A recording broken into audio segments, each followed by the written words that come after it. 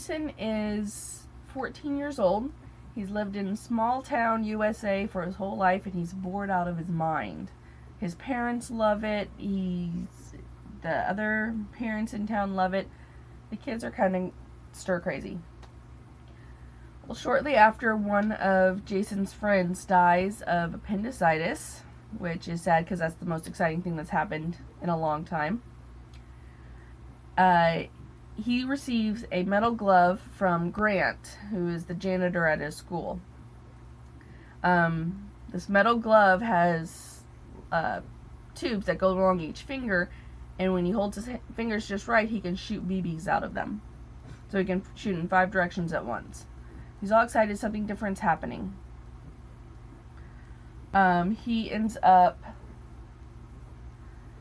finding out shortly after that he's not the only one. All of the kids from his church are doing this, a couple dozen of them.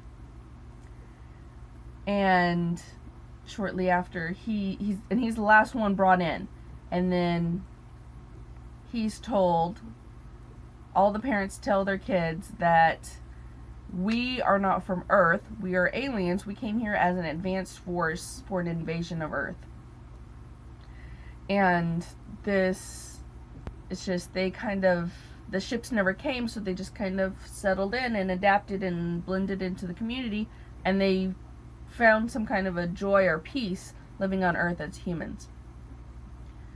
Well, a message has been received that the 1,000 ships are on their way, and they got to get back in gear and get everything ready for the invading force. So the kids are taken in by Grant, trained, and essentially in a way brainwashed, because they're taught, you are superior to all of these humans. They are the barbarians, you are the superior force, and you deserve this world more than they do. Jason is kind of a leader. His dad is the leader of the adults, and always has been, and he kind of becomes the leader of the young, but he kind of gets disillusioned fairly quickly, and he doesn't want to be the superior species. He would rather go back to his boring life as a human. And so he starts taking their old shots. They used to take monthly shots, now they take weekly shots. Their old shots maintain their appearance as humans. So he starts taking the old shots, so he stops his transformation that they're taking him to into looking like they're normal, what they normally look like. And he ends up just, everything goes crazy one night. He leaves because he's had enough. He doesn't want to be them anymore. He wants to be boring again. He wants to be human. He wants to have his friends, and he wants to have his parents, and he wants to go back to the way things were. One of his friends goes crazy, kind of, and because he's had enough too. He ends up taking the old damaged ship that his parents originally came on and turning it on, because it's been buried in the woods for 20 years, and sending it up into the sky, but it's so damaged it basically blows up in the sky. So he wants everyone to know something's going on, because he doesn't like this either.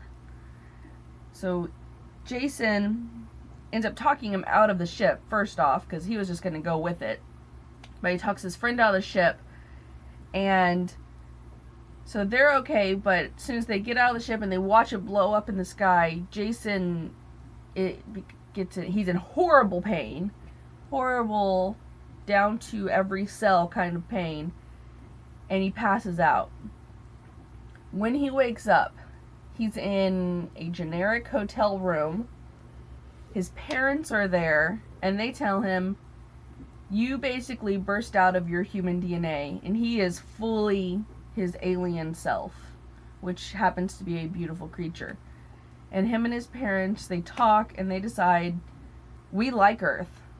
Why can't we stay here? Why can't we do what we can to save humanity and tell them who we are and that we're coming and what we're capable of? So that's what they do. They go out and they say, basically, we're here. It's time you start getting ready.